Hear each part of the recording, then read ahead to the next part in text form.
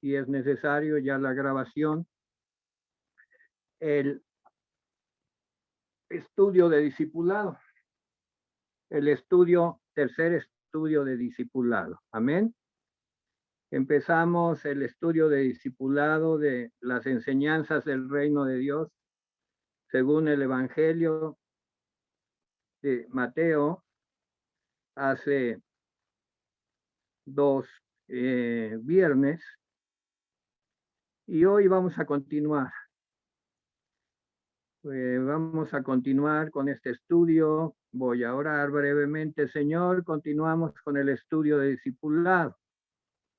Te agradecemos, Señor, esta oportunidad, que los temas que toquemos sean de interés y toquen y transformen el corazón de todos tus hijos, de los que están escuchando y de los que están interesados en las enseñanzas del reino de Dios. En el nombre de Jesús. Amén. Miren, el reino de Dios es la meta final de la historia de la salvación. Dice 1 Corintios 15:28. Para que Dios sea todas las cosas en todo. Pero esto ya lo hemos ido estudiando en base a diferentes discipulados y muchas predicaciones. Lleva varios pasos y varios momentos de que se va dando la realidad del reino. Por lo tanto, el reino es el verdadero tema básico de la Biblia. Miren, en la primera época de la iglesia, todos los cristianos, prácticamente todos, creían fielmente en el establecimiento del reino visible de Dios en esta tierra. El reino visible de Dios en esta tierra.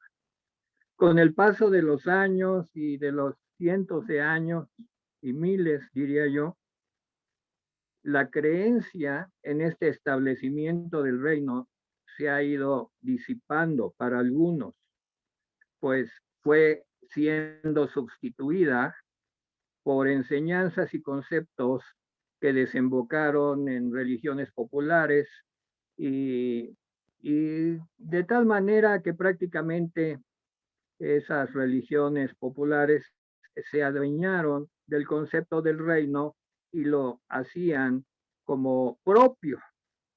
Y pues a muchos, incluso cristianos, dejaron de tener un apego a la idea de un reino literal de Cristo sobre la tierra. Pero esa doctrina, que es una doctrina bíblica, nunca se ha extinguido. Ya está en el corazón de creyentes fieles de que es una verdad. La esperanza original cristiana sobre el reino visible de gloria en esta tierra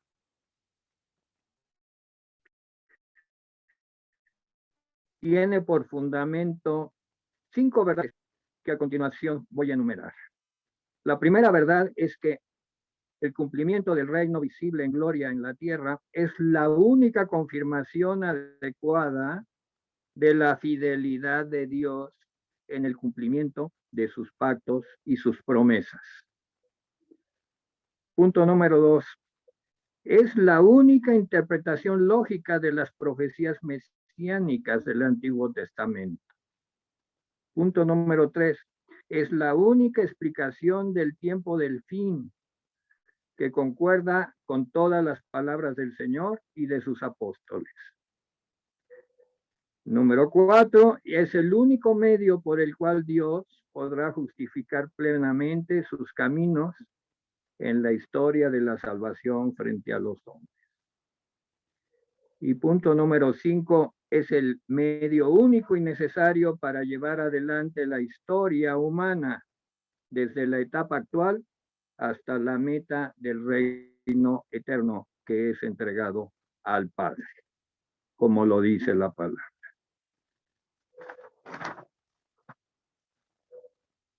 Solo voy a dar un argumento En esta ocasión voy a agregar un argumento. En Mateo 23, del 37 al 39, hay una profecía dada por nuestro Señor Jesucristo. Mateo 23, del 37 al 39. Vamos a leerla.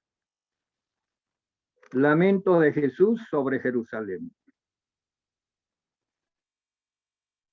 Jerusalén, Jerusalén, que matas a los profetas y apedreas a los que te son enviados. ¿Cuántas veces quise juntar a tus hijos, como la gallina junta sus polluelos debajo de las alas, y no quisiste? He aquí, vuestra casa os es dejada desierta. Esta es la primera etapa que se cumplió en el año 70, cuando Jerusalén fue destruida. Versículo 39, profético. Porque os digo que desde ahora no me veréis más, hasta que digáis, bendito el que viene en el nombre del Señor. Bendito el que viene en el nombre del Señor. Es evidente por esta profecía que el Señor estaba enseñando que Israel no había de quedar desierta para siempre, ni para siempre había de quedar bajo juicio, con el corazón desmayado, sino que había de venir una época cuando Israel reconocería a su Mesías y le recibiría con cánticos de júbilo. Después de su conversión, a su Señor habrían de entregarle a él todo su corazón, aclamándole como su Mesías y su Rey divino. El propósito del discipulado con las enseñanzas del reino es abrir nuestro corazón precisamente a esos conceptos, los conceptos del reino, que ocupan la Biblia tanto en las promesas como en la predicación. Y estamos en Mateo 5, y voy a tomar este tema de las bienaventuranzas, que ya vamos avanzando en este tema de las bienaventuranzas, que lo hemos explicado. Ya dimos el tema, bienaventurados los pobres en espíritu, porque de ellos es el reino de los cielos, ya lo explicamos. También bienaventurados los que lloran, porque ellos recibirán consolación, lo explicamos también. Ahora, bienaventurados los mansos, porque ellos recibirán la tierra por heredad. Brevemente voy a tratar de explicar este tema. En Primera de Timoteo, capítulo 6, versículo 11, Pablo, escribiéndole a su discípulo Timoteo, le aconsejó que siguiera seis virtudes. La justicia, la piedad, la fe, el amor, la paciencia y la mansedumbre. Aquí en las bienaventuranzas dice, bienaventurados los mansos, porque ellos recibirán la tierra por herencia. ¿Qué significa la mansedumbre? La mansedumbre no es una sumisión que denote debilidad. Para la mayor parte de las personas, la mansedumbre significa una alma tímida que se encoge ante los retos de la vida. El significado real de la mansedumbre, según la palabra, tenemos que enfocarlo en el alma de los hombres, de las personas. Muchos, todos quisiéramos una vida llena de éxito material. Queremos felicidad en nuestra vida y paz en nuestro corazón. Hemos orado por eso esta noche. Pero si creyéremos, y de veras creyéremos, que lo vamos a recibir, pues entonces aspiraríamos a ser mansos. Y voy a explicar por qué. Ser manso es estar dispuesto a ser moldeado y dominado por Dios. Somos muchos, quizás los que aprendemos esto demasiado tarde. Nunca es demasiado tarde. Pero cuán maravilloso es aprender esta lección, mientras todavía nos queda vida y oportunidad para vivir. Punto número 1, los mansos son moldeados por Dios. Esta palabra manso se originó en el Antiguo Testamento y literalmente en el hebreo manso denota la siguiente acepción: ser moldeado, ser moldeado. Los mansos, según la Biblia, son moldeados por Dios. Los que se han sometido a la voluntad divina, que son formados de acuerdo al propósito de Dios. Ellos aceptan la dirección de Dios a pesar de las circunstancias. Cuando yo oré para que hubiera protección en la iglesia, principalmente mi oración fue que todos aquellos sobre los cuales iba esta oración tuvieran la conciencia de lo que significa la bendición de Dios. Y que para tener la bendición de Dios hemos de ser moldeados por Dios, a pesar de las circunstancias. Debemos tener la convicción de que todas las obras obran para bien de los que aman a Dios. Solamente los que se rinden a Dios llegan a poseer a Dios y toda su naturaleza de bendición. Hay que rendirse para obtener. Jesucristo lo dijo de una manera muy clara. Hay que morir para poder vivir las verdades del reino. Hay que morir a la vieja naturaleza para poder vivir la nueva naturaleza que Dios nos está proveyendo, en donde las promesas son una realidad. Mansedumbre es, pues, negar nuestra naturaleza para cederla a la de Dios. El hombre manso es el que se ha quitado a sí mismo del centro de la fotografía, del centro del cuadro. Ya no es él el centro, es un hombre manso. Hay un ejemplo. En la agricultura, los agricultores saben que hay leyes inmutables y el agricultor aprende a sembrar según las estaciones del año, cuándo debe ser plantada la semilla, cuándo se debe cosechar.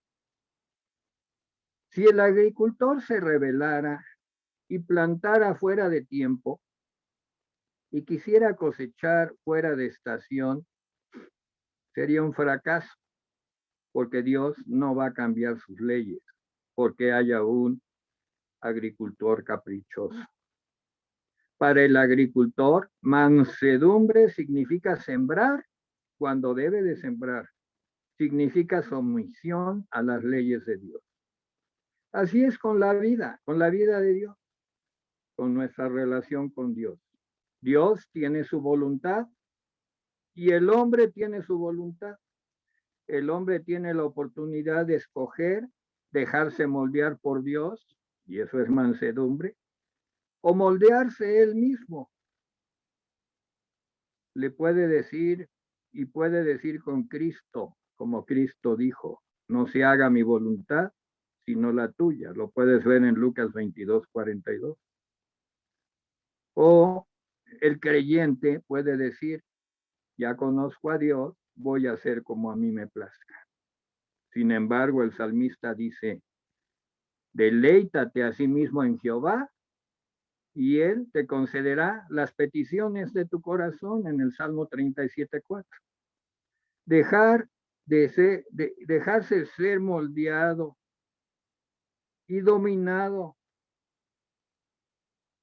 De no permitir que Dios nos moldee y no ponernos en la voluntad de Dios, pues es destruirnos a nosotros mismos. Volvemos a insistir, los mansos son amaestrados, adiestrados por Dios. El Nuevo Testamento usa la palabra manso más para describir la actitud del hombre hacia su prójimo. La palabra griega, a diferencia del hebreo en el Nuevo Testamento, sugiere la domesticación de animales salvajes. Y podemos llevar a la práctica esto. Los mansos son aquellos cuya naturaleza salvaje, que viene del hombre natural, del hombre caído, ha sido dominada y dirigida por Dios.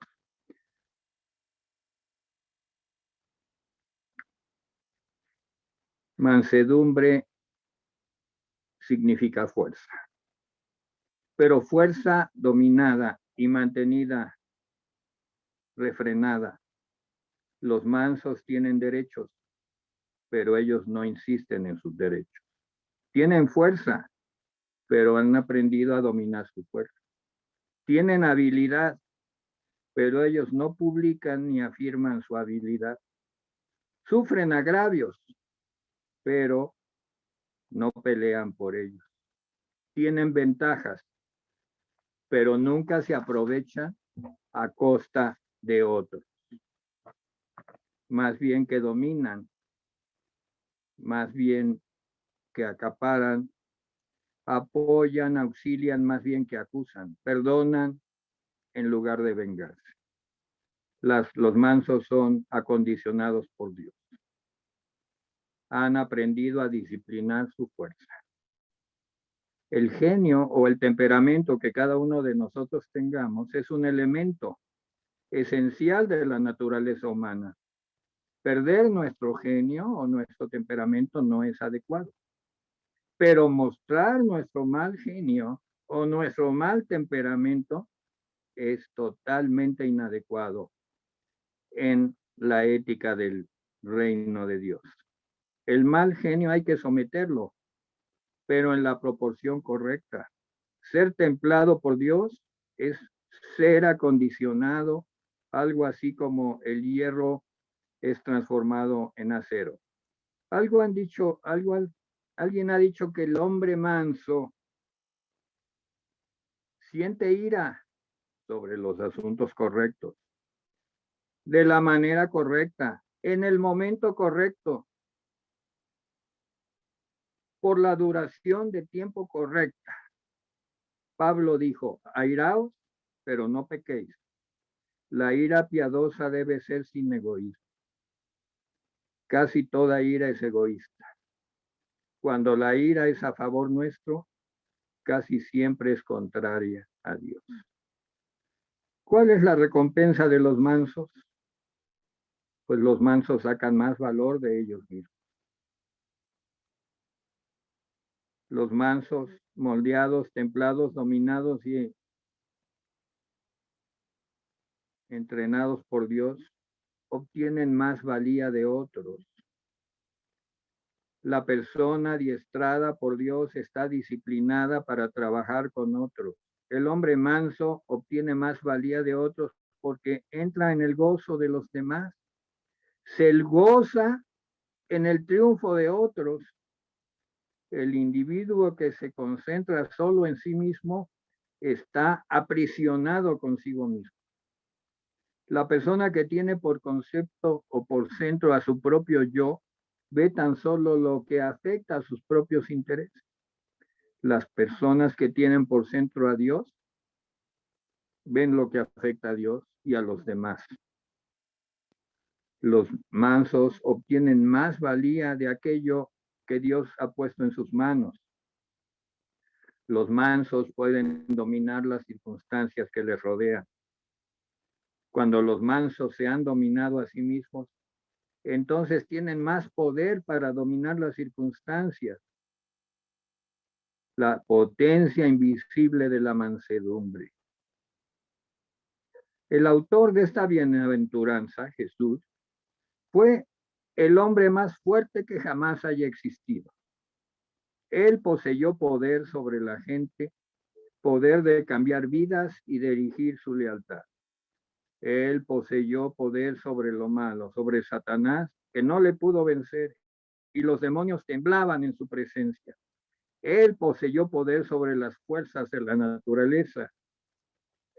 Él poseyó poder sobre la enfermedad y la muerte.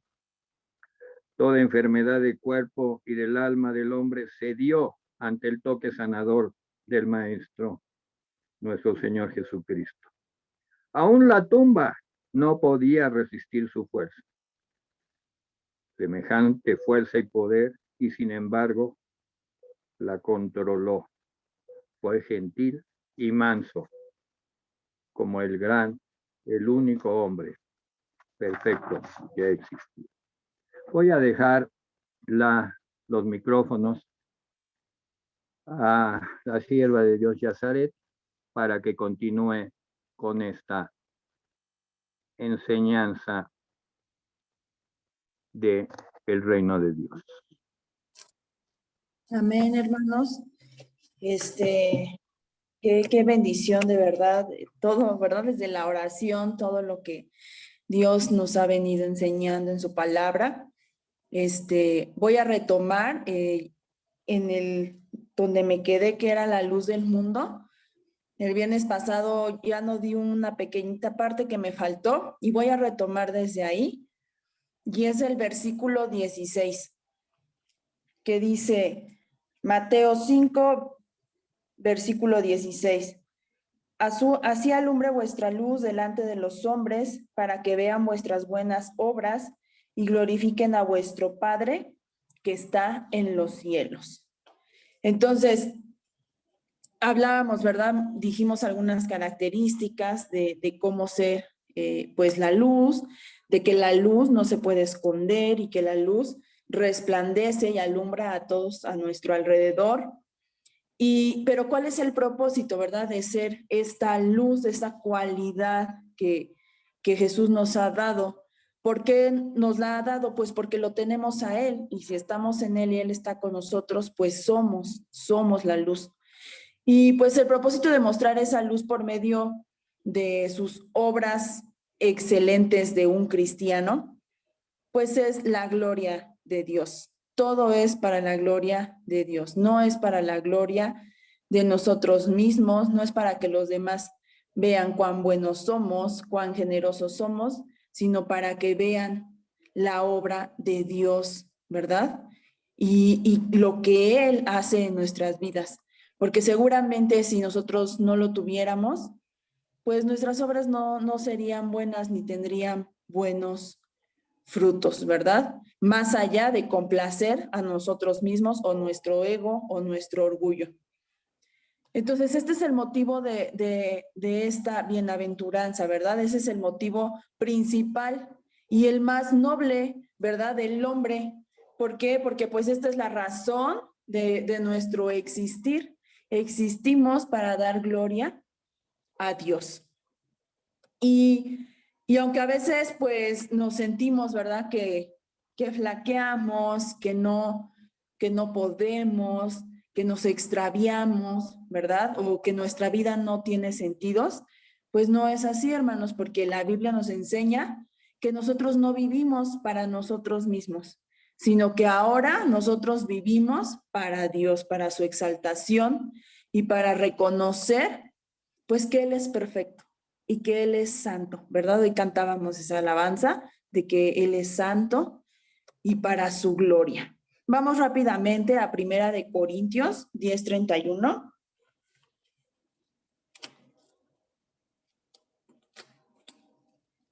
Si alguien lo tiene, le puede dar lectura.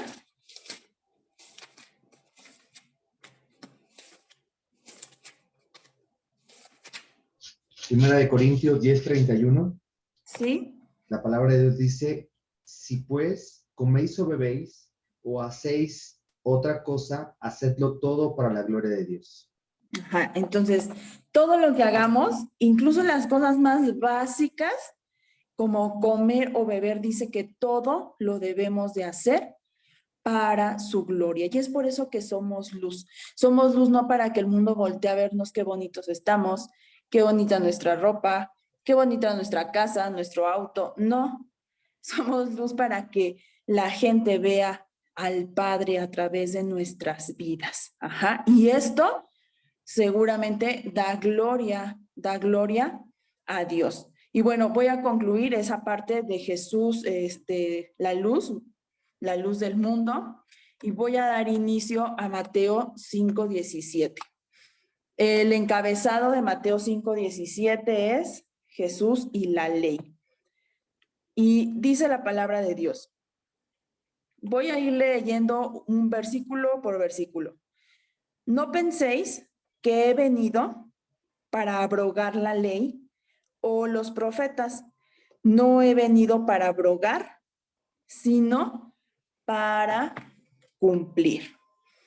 Aquí es bien importante esta parte, porque Jesús tiene que hacer hincapié en la ley, ¿verdad? Porque pues era obvio que a todos los que, pues que la enseñanza de Jesús, todos los que escucharon la enseñanza de Jesús, pues que era diferente de lo que predicaban los escribas y los fariseos.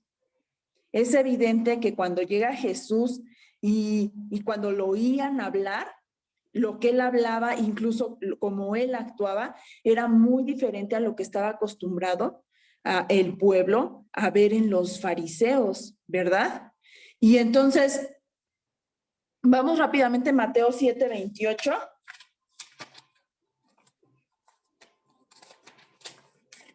Dice la palabra de Dios. Y cuando terminó Jesús estas palabras, la gente se admiraba de su doctrina, porque les enseñaba como quien tiene autoridad y no como los escribas. De manera, hermanos, que pues obviamente había confusión, ¿no? Entre las personas que habían vivido toda su vida bajo esa tradición y esas ideas que les decían los fariseos y sus costumbres, porque incluso habían hecho pues de la ley su modo de vida, sus tradiciones, sus costumbres, o sea, las seguían al pie de la letra. Pero cuando Jesús hablaba, la gente se admiraba y decía, no, es que esto que me está diciendo esta persona, pues no es lo mismo que lo que yo he sabido toda mi vida, ¿verdad? Y entonces, por eso es que Jesús, ¿verdad?, tiene que aclarar este punto. Entonces, durante todo su ministerio de Jesús, pues los judíos constantemente lo criticaban y decían que él no respetaba pues sus tradiciones y que por lo tanto pues él no respetaba la ley. Eso decían los judíos de él. Y como cosas, ¿por qué Jesús sana el día del reposo? ¿Por qué Jesús no se lavan las manos? Lo criticaban, ¿no? Decían, ¿por qué Jesús, tus discípulos no se lavan las manos para comer? O sea, cosas así. Siempre lo andaban criticando, ajá, incluso a sus discípulos, ¿verdad? Y entonces, pues Jesús decía, bueno, pero no por eso estoy en contra de la ley. Entonces Jesús dice que él vino a cumplir la ley. Vamos a ir metiéndonos más en esto, hermanos, porque esto es bien importante. Entonces, estos líderes, los escribas, los fariseos, pues eran los representantes de la ley y los profetas, o sea, todo el Antiguo Testamento. Por esto es que algunas personas podían creer que Jesús, al oponerse a los escribas y fariseos, porque él era muy drástico con ellos, incluso los llamaba hipócritas, o sea, él era muy drástico. Entonces la gente podía pensar que él, a oponerse a lo que enseñaban los escribas y fariseos, pues podían pensar que se oponía también pues a la ley y los profetas. Y es por eso que Jesús aclara este punto. Y pues la gente no debería confundir, ¿verdad? No deberíamos confundir pues lo que enseñaban los fariseos y hacían estos líderes con la ley de Moisés y los profetas, porque son cosas muy diferentes. O sea, los escribas y fariseos habían tergiversado la ley de Moisés aplicándola a su conveniencia. Y eso es a lo que Jesús se oponía, no a la ley de Moisés. Entonces, vamos a esta parte entonces de Mateo 17, introduce muy bien todo el resto del capítulo 5, porque más adelante viene Jesús y vienen otras cosas, Jesús y el divorcio, otras cosas que tienen que ver con la ley de Moisés, y Jesús las aclara. Y entonces esta parte introduce muy bien lo que va a restar del capítulo 5. Y entonces luego dice una palabra muy curiosa, dice, he venido. Y entonces es una expresión interesante porque ¿de dónde venía Cristo? ¿No? ¿De dónde venía? ¿Dónde estaba antes? Entonces, al decir he venido, pues se refiere que hay una preexistencia. Él preexistía desde siempre con el Padre. Vamos rápidamente a Juan 1:3. Si alguien lo tiene, le puede dar lectura. Amén. Dice la palabra. Todas las cosas por Él fueron hechas, y sin Él nada de lo que ha sido hecho fue hecho. Ajá. O sea, habla de una preexistencia, o sea, Él ya estaba con el Padre y mirándonos, y en su corazón estaba este plan hermoso de redención y de proclamar este reino, ¿verdad? Que es lo que ahorita estamos estudiando. Él ya existía. Y entonces dice, no he venido para abrogar la ley o los profetas. Abrogar, esta palabra viene de un griego que es katalúo, y esta significa destruir totalmente, derrumbar completamente, o sea, un sinónimo de abrogar sería derribar, deshacer, desvanecer. Jesús dice, yo no vine para deshacer, para destruir, ¿verdad? La ley. Entonces, en Mateo 26:61, no lo vamos a leer, dijo, puedo derribar el templo de Dios, y usa esta misma palabra, o sea, el sinónimo de abrogar, derribar. Esto significa derribar. Y entonces Jesús aclara que Él no ha venido a destruir la ley. Si Él hubiera venido, hermanos, a cambiarla, a deshacerla, a modificarla, etcétera, Él no podría probar que Él era el Mesías, porque recordemos que todo el Antiguo Testamento, los profetas, incluso la ley y el tabernáculo, era una tipología que anunciaba que iba a venir Cristo. Los profetas anunciaron a un Mesías que era Cristo. Y si Jesús derribara o deshaciera la ley y los profetas, entonces Él estaría derribando pues todo aquello que anunciaba que Él era el Mesías. Él no podía deshacer la ley, no puede deshacer la ley, no podía derribarla ni destruirla. Y entonces, ¿qué era la ley? Bueno, dice Gálatas, vamos rápidamente, Gálatas 3:24.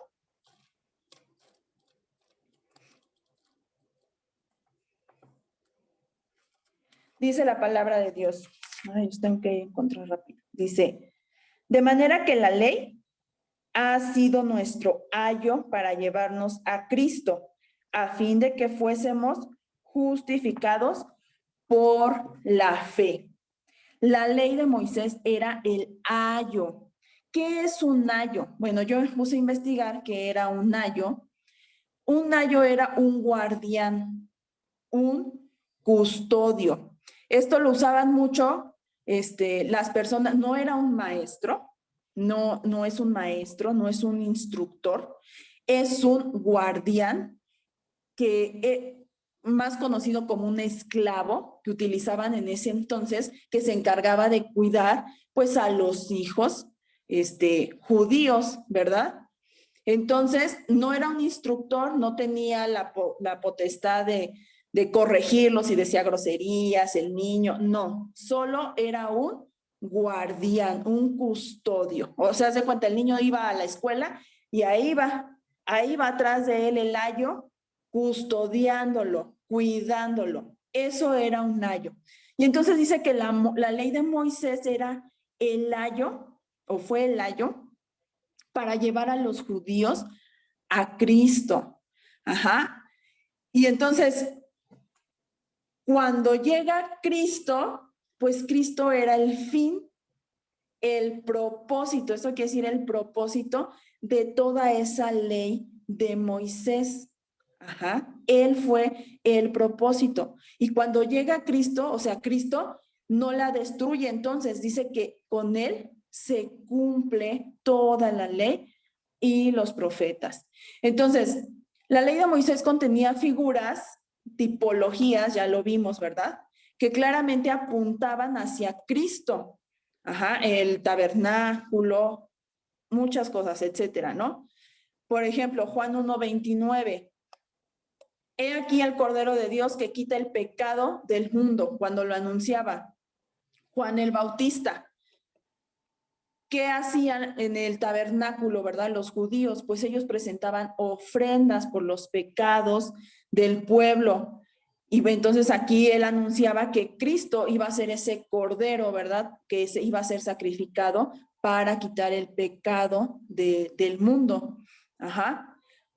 Entonces, todos los profetas, desde Samuel en adelante, hablaban de Jesús, de su nacimiento, de su vida, de su reino, de su muerte, sepultura, resurrección, ascensión, todo. Ajá. Entonces, si Jesús hubiera venido a deshacer, a destruir los profetas, pues él habría evitado el cumplimiento de esas profecías. Ajá. Pero Jesús era el cumplimiento de la ley y los profetas. Entonces, después dice cumplir. Cumplir viene de una palabra griega, que es plero, que significa llenar o completar. Muchas personas, maestros que enseñan las escrituras y que muchas veces incorrectamente, hermanos, y lo voy a decir, citan este texto para probar que Jesús vino a perpetuar la ley de Moisés. Y eso no es correcto. ¿A qué voy con esto? Hoy en día, y el pastor se los ha compartido mucho, hay doctrinas en iglesias ya cristianas donde festejan el Shabbat y ya nada más les falta que compren corderos y vayan y los sacrifiquen. Ajá. Y se está enseñando eso, hermanos, en las iglesias. Y eso no es correcto, porque dice Jesús vino a completar, a cumplir la ley. Cuando llegó Cristo, dicen que Él fue el sacrificio perfecto, el sacrificio que vino a quitar el pecado del mundo. Y llega Él y dice que Él fue el sumo sacerdote y ya desde ahora y para siempre. Y entonces cuando las personas enseñan esto, de que no, de que hay que seguir todavía las tradiciones de Moisés, pues están diciendo algo erróneo. Ajá, están diciendo algo erróneo y usan este versículo donde dice que Él no ha venido a abrogar, sino a cumplir la ley, pero cumplir no es sinónimo de perpetuar. Es algo muy, muy diferente. Ajá. Entonces, el contraste presentado por Jesús no tiene nada que ver con perpetuar la ley de Moisés. Jesús habla de la certeza del cumplimiento de la ley y los profetas. ¿Por qué de la certeza? Porque Él era el cumplimiento de la ley y los profetas. Entonces, cuando Jesús dijo esto, Él sabía, pues, que en Él se iba a cumplir toda la ley y todos los profetas. Entonces, Romanos 10:4 dice, porque el fin de la ley es Cristo. Y la palabra utilizada aquí de fin significa propósito, o sea, el propósito de la ley, como decía Gálatas, fue el layo que nos llevó a Cristo. El propósito de la ley era Cristo, que llegáramos a Él. Ajá. Entonces era hacer justo al hombre. Ese era el propósito de la ley. Pero como todos pecaron y están destituidos de la gloria de Dios, y también lo dice Romanos 3:23, la justicia demandada por la ley se realizó en Cristo. Cristo cumplió la ley y los profetas. Ajá. Y es por eso que ahora todos, tanto gentiles como judíos, pues podemos ser justos a través de la fe en Él. Ajá. Y pues es bien importante, ¿verdad? Son cosas que podemos leer muchas veces y a lo mejor no lo comprendemos, pero esto es bien importante. Jesús, nosotros sí debemos de seguir la ley, pero ahora nuestra ley es Cristo, porque en Él nosotros somos justificados y a través de Él, de que Él cumplió la ley y nosotros creemos en Él, entonces a través de Él nosotros somos justificados, porque Cristo es el fin, el propósito de la ley y los profetas. Ajá. Después vamos a seguir leyendo Mateo 5:17. Dice el versículo 18, porque de cierto os digo que hasta que pasen el cielo y la tierra, ni una jota ni una tilde pasarán de la ley hasta que todo se haya cumplido. O sea, esto significa hasta que pasen el cielo y la tierra, significa, o sea, nunca va a pasar. Nunca, ajá. En Lucas 16, versículo 16 y 17 dice, la ley y los profetas eran hasta Juan. Desde entonces, el reino de Dios es anunciado y todos se esfuerzan por entrar en él. Pero más fácil es que pasen el cielo y la tierra que se frustre una tilde de la ley. Ajá, o sea, lo que quiere decir es semejante a lo que dice en Mateo 24:35, que dice, el cielo y la tierra pasarán, pero mis palabras no pasarán. Y entonces en estos textos, hermanos de la palabra, pues se afirma que la palabra de Dios, que fue tanto la ley de Moisés, los profetas, los salmos y el evangelio ahora anunciado, tiene que cumplirse en todo. O sea, no descarta Jesús, el que él la haya cumplido no descarta que sean vanas el Antiguo Testamento, que no valga el Antiguo Testamento, no. Estos textos afirman entonces que la ley de Moisés, o sea, el Pentateuco, los profetas, los salmos y el Evangelio, el Nuevo Testamento, todo tiene que cumplirse. Ajá, porque dice que no van a pasar ninguna de sus palabras hasta que todo se haya cumplido. Entonces, ¿cómo van a seguir en vigor la ley y los profetas aún después de que ya fueron cumplidos, ¿verdad? Todas estas tipologías del Antiguo Testamento. Bueno, pues el ayo, este que menciona en Gálatas, sirvió para llevar a los judíos a Cristo. Y después de esto, ¿qué pasa? ¿No? Y después de esto, ¿qué sucede? Bueno, pues habiendo hecho esto, habiendo llegado Cristo y habiendo llegado Cristo a los judíos y a los gentiles, terminó su obra. La ley terminó su obra como ayo de llevar a los judíos a Cristo. Ajá. Y después dice, de manera que 5, 17, 19, de manera que cualquiera que quebrante uno de estos mandamientos muy pequeños y así enseña a los hombres, muy pequeño será llamado en el reino de los cielos. Mas cualquiera que los haga y los enseñe, este será llamado grande en el reino de los cielos. Y aquí mete y introduce y menciona el tema que estamos viendo, el reino de los cielos. ¿Y qué importancia es entonces valorar, verdad, la palabra de Dios para ser alguien en el reino de los cielos? Entonces, Jesús era un amigo fiel de la ley de Moisés. Jesús creció estudiando la ley de Moisés.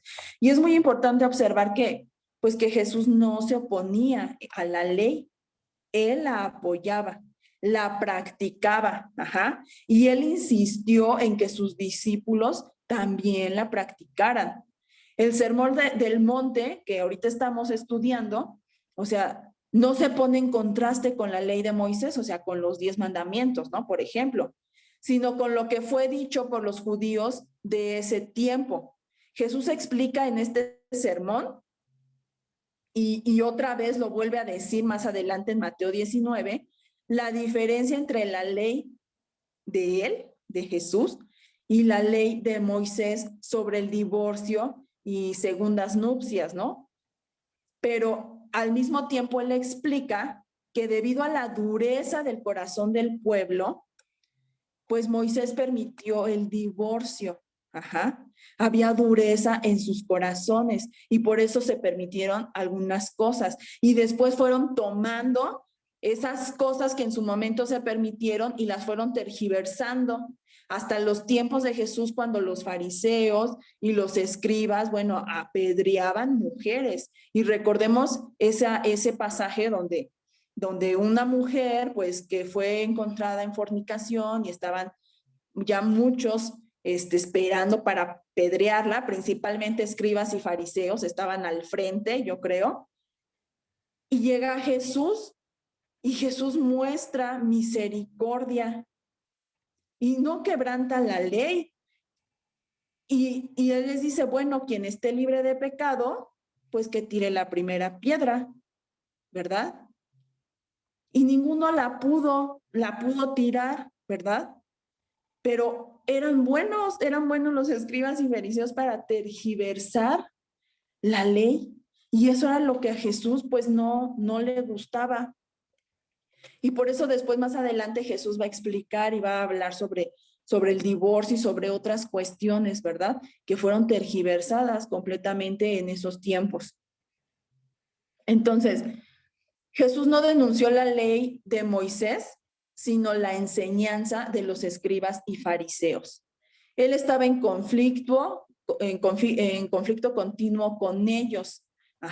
Y entonces por eso Jesús les explicaba continuamente el significado de la ley. Y él decía siempre, pero yo os digo, ¿se acuerdan cómo dice? Y en muchos de los evangelios lo podemos encontrar. Pero yo os digo, o sea, yo te voy a enseñar, pero la enseñanza es esta. O sea, Jesús siempre entonces tenía que explicar el verdadero significado de la ley. Entonces, la Biblia de las Américas dice,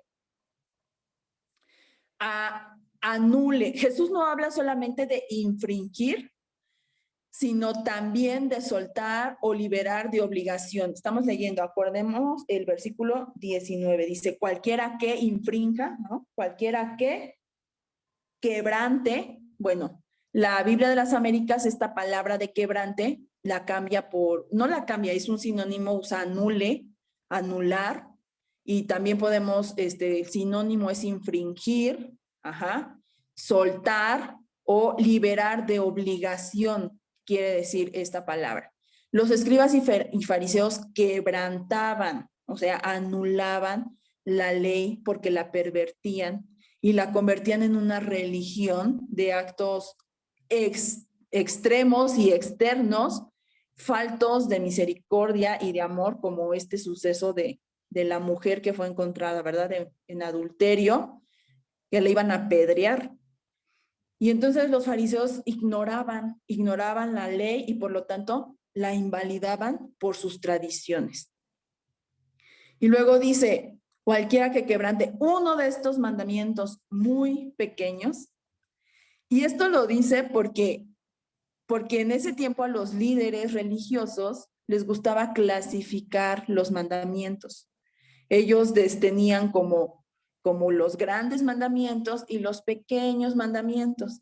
Pero Jesús les dijo que no deberían de quebrantar ni siquiera los mandamientos que ellos llamaban muy pequeños. Es por eso que Jesús dice, uno de estos mandamientos muy pequeños, porque solían hacer los líderes esta clasificación. Los mandamientos grandes, los que sí son importantes. Y los pequeños, pues esos no importan. Y volvemos a lo mismo. De igual modo, hoy en día podemos ver eso cuando, es un pecado pequeñito, ¿no? Yo no soy un asesino, eso sí es un pecado muy grande. Pero delante de Dios, delante de Jesús, un pecado es del mismo tamaño. Es lo mismo. Después dice el versículo 20. Porque os digo que si vuestra justicia no fuere mayor que la de los escribas y fariseos, no entraréis en el reino de los cielos. Y entonces podemos ver, porque sí menciona a los escribas y fariseos, es por eso que Jesús está aclarando en este pasaje la diferencia, que él no vino a romper la ley, sino que él vino a cumplirla. Y entonces, los escribas y fariseos, ¿cuáles eran sus características? Vamos a ver algunas de sus características. En primer lugar, ellos no enseñaban ni practicaban lo que Jesús enseña, por ejemplo, en las bienaventuranzas que ahorita estamos viendo. Eso no lo practicaban ni lo enseñaban los escribas y fariseos. Ellos no eran pobres en espíritu, y ya vimos lo que eso significa. O sea, ellos no reconocían que necesitaban a Dios. Ellos no reconocían sus propios pecados, sino que siempre querían justificarse a sí mismos. Y entonces ellos no poseían estas cualidades de carácter, y desde luego pues no las podían enseñar. ¿Por qué? Porque no las practicaban y no las poseían. Otra de las cosas es que ellos solamente enfatizaban en las cosas externas, en la purificación externa. Tanto era así que a ellos les preocupaba tanto por qué los discípulos de Jesús no se lavaban las manos. ¿Por qué? Porque ellos enfatizaban en cosas externas. Pero Jesús enseña, y lo vamos a ver en una de las bienaventuranzas, la importancia de la pureza de corazón.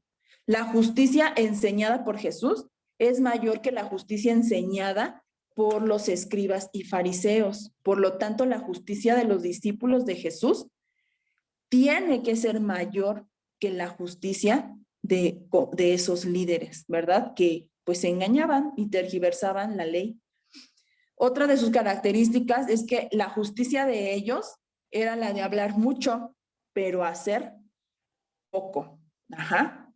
Y nuestra justicia, entonces, si queremos ser mayores que ellos, la justicia nuestra tiene que ser la de hacer. Y esto no significa, porque ya lo hablamos, que en el reino de Dios no se trata de hacer cosas por buenas intenciones, sino de obediencia. Obediencia. ¿A quién? Pues a Cristo, porque recordemos que Cristo es ahora nuestra ley. Otra de sus características de estos fariseos era que descuidaban las cosas importantes. En Mateo 23 hay una exhortación muy tremenda que hace, donde dice: diezmáis la menta y el eneldo y el comino, y dejáis lo más importante de la ley, que es la justicia, la misericordia y la fe. Lo leen en sus hogares, hermanos, ya no me da tiempo, pero es una exhortación que Jesús les hace, donde ellos eran descuidados con cosas que importan en el reino de Dios, que importan, que es la justicia, la misericordia y la fe. Y por último, otra de estas características es que los escribas y fariseos no amaban a los pecadores. Aunque ellos estaban pues perdidos y necesitados, porque también todos necesitamos a Cristo, ellos no querían que Jesús, ¿verdad?, les sanara, que Jesús llegara a sus vidas, que Jesús los transformara. Ellos siempre tuvieron una actitud de rechazo hacia Jesús y hacia sus enseñanzas, siempre lo criticaban, incluso pues ellos fueron de los primeros que lo fueron a acusar para crucificarlo. Y entonces siempre condenaban a otros por cosas muy banales, ¿verdad? O por comer con pecadores, ajá, criticaron a Jesús. ¿Cómo tú, siendo Jesús y que enseñas estas cosas, comes con pecadores? Ellos no amaban a los pecadores, ajá. Pero Jesús sí lo hacía. Jesús se asociaba con pecadores, se acercaba a ellos y les compartía de su amor. Ajá. Y bueno, hasta aquí yo termino. Vamos a hacer una oración, hermanos, para concluir hasta esta parte del estudio. Señor, pues, cuántas gracias, Señor, te damos porque tú eres bueno, Señor. Cuántas gracias, Señor, podemos darte porque tú nos enseñas, Señor, a través de tu palabra, Padre. Yo creo, Señor, que en el corazón de cada uno de nosotros, Señor, siempre está, Señor, el perseguir, Señor, el ser como tú, Señor. Y podemos decir, es difícil, pero tú, Señor, nos has dado la capacidad, Señor, y nos sigues capacitando todos los días, Señor. Tú nos capacitas, Señor, a través de tu palabra, Señor, para poder ser, Señor, como tú y dar esos frutos, Señor, que tú quieres, Señor, que demos en nuestras vidas, Padre. Ayúdanos, Señor, que esta palabra, Señor, se quede en nuestro corazón, Señor, y que no solo, Señor, se quede, la oigamos y digamos, qué bonita palabra, no, Señor, sino que nos comprometamos, Señor, a ponerla por práctica, Padre. Gracias, Señor, porque tú eres bueno, Señor, porque tú pones, Señor, en cada uno de nosotros el querer, Señor, como el hacer, Señor, por tu buena voluntad, Padre. Yo te agradezco por la vida de cada uno de mis hermanos, Señor, que se quedó, Señor, hasta este punto, Señor. Sé tú con ellos, Señor, bendícelos, Señor, en sus vidas, Padre, y que esta palabra, Señor, llene de bendición, Señor, sus vidas, Padre. En el nombre de Jesús, gracias. Amén. Pues, hermanos, estamos despedidos. Bendiciones a todos. Amén. Dios les bendiga, Gracias, hermanos. gracias, pastor. Gracias, pastora. Les invitamos, hermanos, Dios les bendiga. Les invitamos a que se conecten a la lectura bíblica. Empieza en unos minutos. Empieza ya en unos Es un viernes maratónico y créanme que el Señor siempre está atento a la comunión de su pueblo. Así que, amados hermanos, les invitamos en el enlace de la iglesia Dios es Fiel a las 9:20. Comenzamos con la lectura bíblica. Dios les guarde. Hasta pronto. Bendiciones. Amén. Hasta luego, buenas noches. Buenas noches. Hasta luego, Dios les bendiga.